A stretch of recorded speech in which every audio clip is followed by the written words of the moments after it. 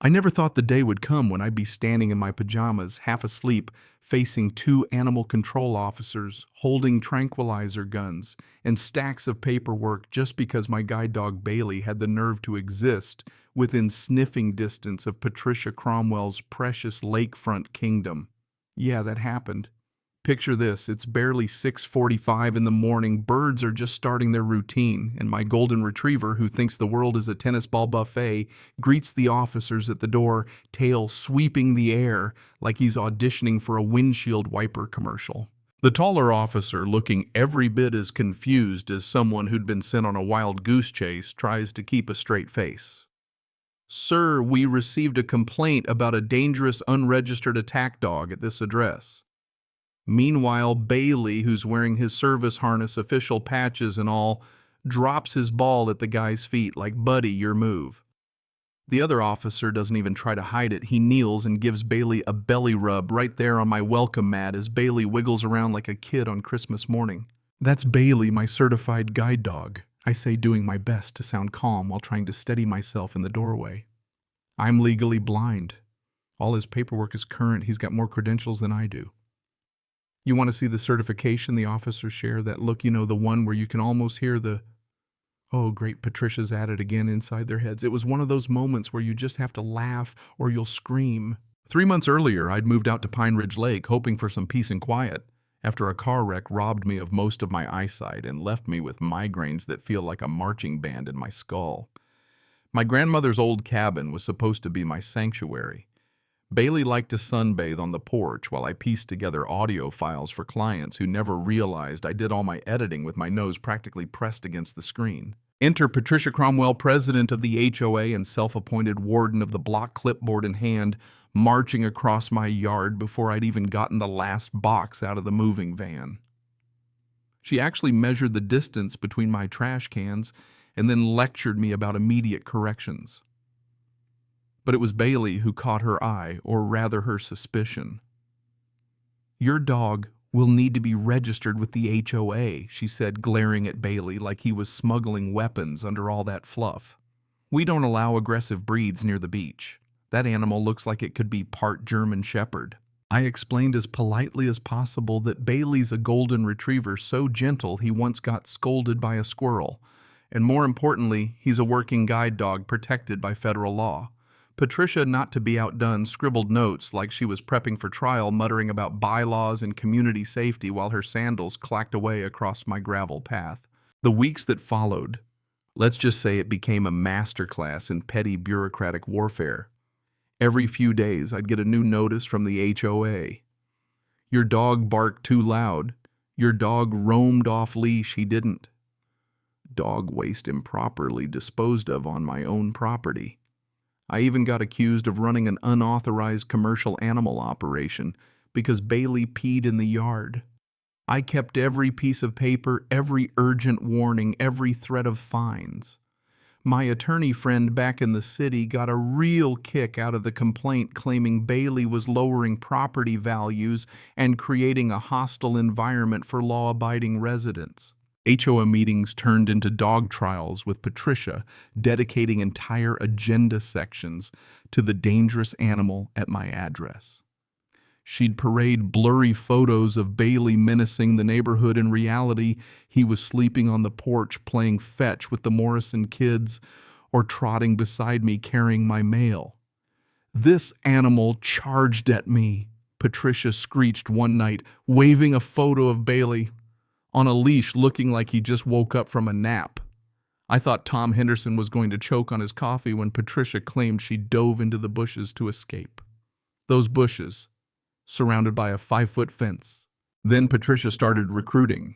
She cornered neighbors at the mailbox, spun stories on the Facebook page, and soon a handful of her bridge club friends started giving us a wide berth, clutching their purses whenever Bailey and I passed by. It would have been funny if it weren't so exhausting.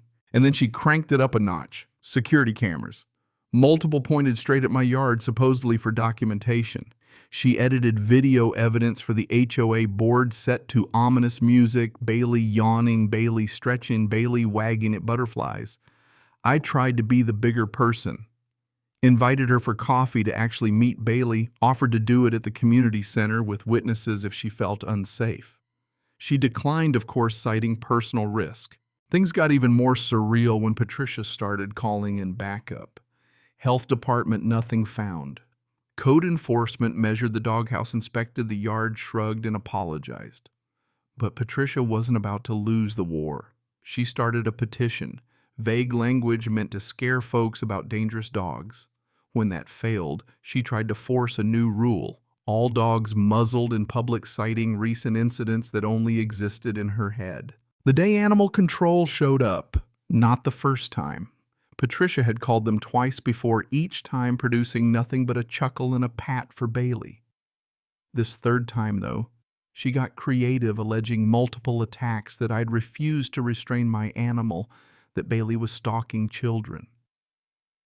Which was impressive since we were in the city at a doctor's appointment the day of the so-called incident. After the officers left, more embarrassed than angry, I knew it was time to stop playing defense. I filed a formal complaint with the HOA harassment discrimination based on disability, every paper and photo and bogus report stapled together for effect. I gathered statements from neighbors, Mrs. Morrison, whose kids loved Bailey, and Tom Henderson, who was tired of his bushes being dragged into Patricia's stories. Turns out the real HOA president was a retired insurance adjuster named Robert Garfield, who usually let Patricia run the show while he napped through meetings. He had no idea about the camera invasion, the false reports, or the level of drama until I laid out the evidence. Suddenly, the board called an emergency session. My attorney joined by video and didn't mince words. Patricia's campaign wasn't just a violation of HOA rules, it broke federal law. The Americans with Disabilities Act is very clear, he said. You can't harass someone for using a service animal, period. And filing false reports, that's actionable. Patricia tried to defend herself, said she was just doing her job. But when pressed for real evidence, she had nothing but wild hypotheticals.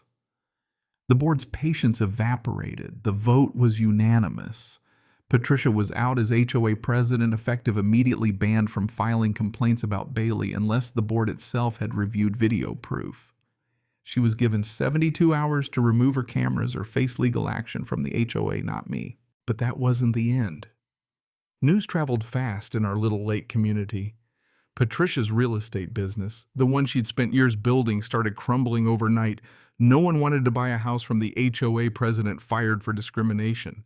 She went from bus bench celebrity to local cautionary tale. And then the big guns came out. The Department of Justice sent a letter launching a formal investigation. The fines started at $25,000, with more for every false report. Her lawyer cut a deal. She paid my legal fees, donated a chunk to the Guide Dog Foundation, and had to sit through sensitivity training about disability rights. The cherry on top. At the next HOA elections, Patricia tried to claw her way back, running for the architectural committee. Out of nearly 50 ballots, she got 3 votes, probably her Bridge Club trio. Mrs. Morrison, now HOA president, rewrote the rules to clearly protect service animals and their owners, full stop. Life, after all that, honestly, it's pretty great. Bailey is practically the neighborhood mascot now, featured in the newsletter, beloved by the Morrison kids. Even Tom Henderson, who used to keep to himself, waves every morning. Patricia still lives 4 doors down, but she doesn't make eye contact.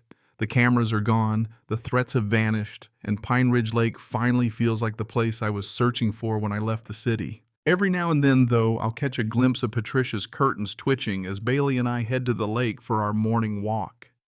These days, she's focused on fighting for pool noodle color restrictions, a far more fitting crusade if you ask me. And sometimes I wonder what would have happened if she'd chosen understanding over fear, curiosity over control. But then Bailey nudges a stick into my hand, tail wagging, and I remember some folks will always see threats where the rest of us see connection, hope, or just the world's happiest dog wanting to play fetch.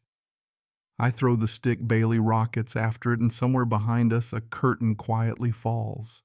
Justice came not with anger or revenge, but with proof, patience, and the law doing what it's supposed to do, protecting the little guy from folks who forget that power's supposed to mean responsibility. And hey, if you've ever tangled with an HOA, sometimes the only way to fix a broken system is to drag it into the light and let everyone see exactly who's hiding behind those curtains. So let's hear it. Was I right to fight back, or should I have just kept my head down and hoped it'd blow over? Ever had your own HOA drama or seen justice served in a way that still keeps you grinning? Drop your story below. I'm betting I'm not the only one who's lived through a showdown like this.